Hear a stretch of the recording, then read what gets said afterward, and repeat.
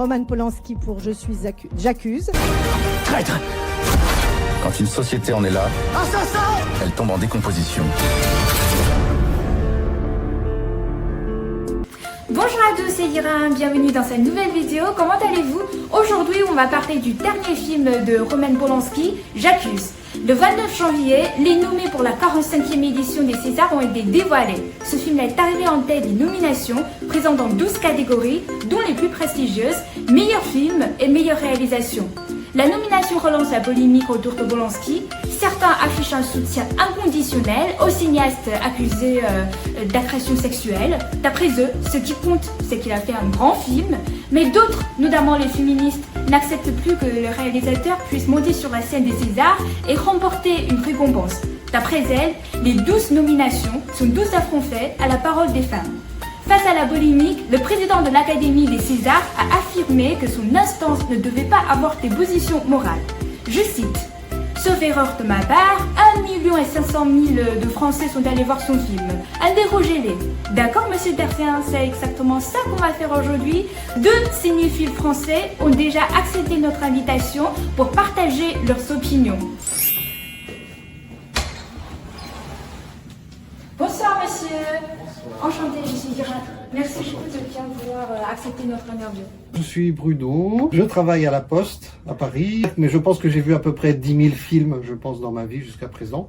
Je suis vraiment passionné de cinéma. Ouais. Bonjour Ronan, comment Bonjour, ça va? Et merci bien de nous accueillir chez toi. Ouais, c'est super gentil. Je m'appelle donc Ronan Silly, je m'intéresse beaucoup au cinéma notamment. Ouais. Donc Polanski en tant que cinéaste, je connais plutôt bien.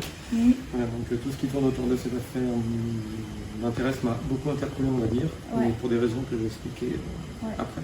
D'accord, ok. Alors, le talent et la moralité, lequel est le plus important aux yeux du public français? Suivez-nous pour les écouter. Vous êtes prêts? C'est parti!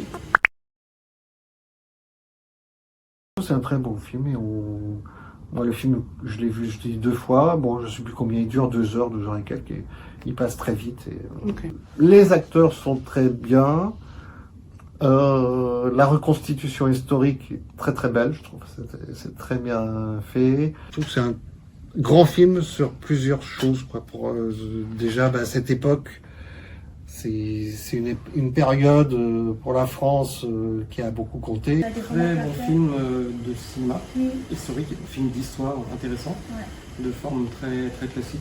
Oui, il est resté très fidèle à l'histoire. J'ai même appris des choses que je ne connaissais pas sur certains détails. Oui, ben en plus c'est pas moi qui les donne, c'est des gens quand même qui sont, je veux dire, sérieux entre guillemets, parce que il y a beaucoup de gens qui ont donné ces 12 nominations. Effectivement, oui, je pense que ça fait partie des films qui peuvent recevoir un prix.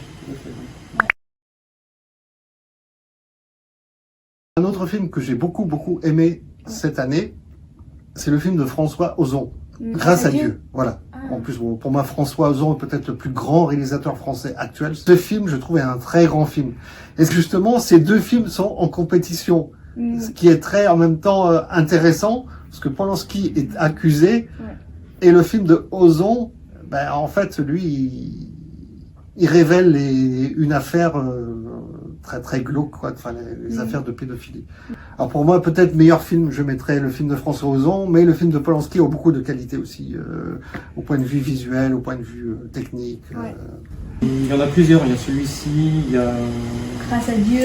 Et Grâce à Dieu et Les Misérables, Ouais, La Belle qui par contre ont un avis tout à fait assez négatif sur Les Misérables. Je trouve que ça ne méritait pas du tout ces prix et ces nominations.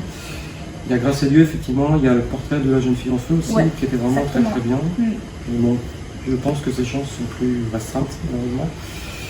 Ça se jouera, je pense, entre Polanski et... Enfin, je préfère de pronostic entre Polanski et Grâce à Dieu. Et tu penses que quel film peut remporter ce Grand Prix, finalement? Je dirais plutôt Grâce à Dieu. Parce que Polanski, oui, il y a du trou. Bon, il a fait des mauvaises choses, ça c'est sûr. Mais il a été condamné d'ailleurs aux États-Unis et il a jamais fait, justement, il est jamais revenu là-bas parce que sinon il ferait de la prison. Et en France maintenant, il y a quelqu'un, mais ça c'est pareil, la justice n'est pas encore passée, donc je suis contre la censure. Je suis contre. Mais je comprends que ça puisse choquer ce que Polanski a fait. Mais je suis par contre, les manifestations je veux même pas dire de pseudo-féministes qui empêchent de voir les films. Ça, non, je supporte pas. Cette année, il y a aussi, on parle de Polanski, mais il y a aussi La Gili, Les Misérables. Bon, ça, il y a peut-être moins de personnes qui le savent, mais ils en ont parlé pourtant dans pas mal d'émissions.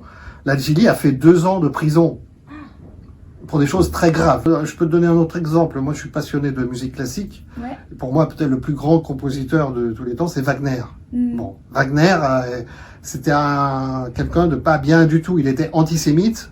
Et pourtant, c'est la musique peut-être, pas seulement pour moi, la plus géniale qui ait jamais été écrite. Ouais.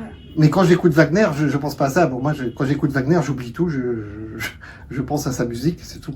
Complètement. Complètement, parce qu'on peut pas, je pense qu'on va avoir une œuvre, c'est l'œuvre qu'il faut considérer en tant que telle, en essayant d'oublier celui ou celle qui l'a faite. On peut se référer à l'homme, ou à l'artiste, si on peut chercher quelques explications, mais de façon générale, je pense qu'on perd quelque chose quand on s'attache trop à la personne, et quand on ne regarde pas l'œuvre en tant qu'un tableau, un film, quel que soit le support. Ça me paraît plus intéressant de se concentrer sur l'œuvre. En France, on a toujours séparé les deux. Donc il y a pas c'est pas comme aux États-Unis où c'est beaucoup plus important. C'est pas comme en Chine aussi où c'est beaucoup plus important. La vie privée des artistes en général, enfin des hommes politiques, de tout, en général, on n'y fait pas très attention. Beaucoup de Français se positionnent comme juges alors qu'ils ne sont pas juges. Donc il faut d'abord faire confiance à la justice. Il y a d'autres affaires comme un musicien qui s'appelle Bertrand Cantat, un groupe qui s'appelait Noir Désir, qui a été condamné parce que suite à une dispute avec sa femme est morte. Il a fait 5 ou 7 ans de prison, plus exactement, et donc maintenant il veut reprendre son activité d'artiste, de chanteur. Et il est en fait blacklisté dans beaucoup de festivals, dans beaucoup de salles. Beaucoup de salles disent non, on ne veut pas parce que vous avez fait telle chose. Mais bon, dans la mesure où il a purgé sa peine, par rapport à la société, voilà. Je trouve dommage qu'il ne puisse pas continuer à s'exprimer comme il le faisait auparavant. Ça dépend. Ça dépend.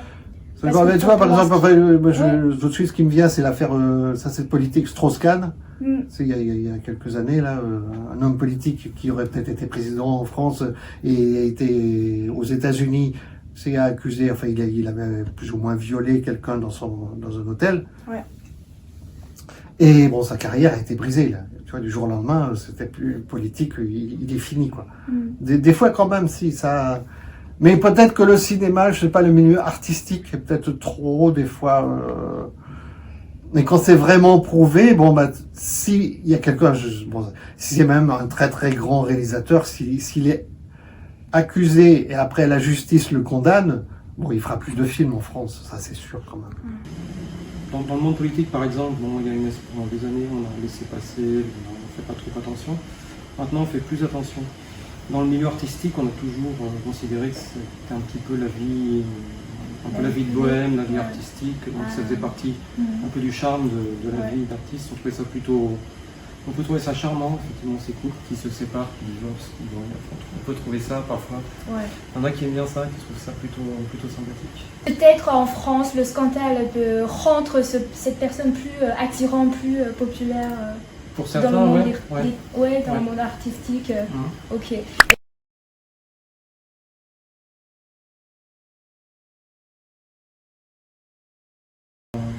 Ça ne verrait pas sa carrière, je pense, en France.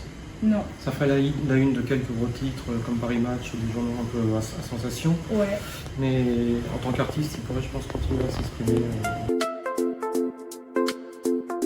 Ok, c'est tout pour cette vidéo, j'espère que ça vous plaira. Un grand homme, c'est avant tout un homme respectable ou un homme qui fait de grandes œuvres. Qu'est-ce que vous en pensez? J'attends vos commentaires. On se retrouve dans la prochaine vidéo. À bientôt.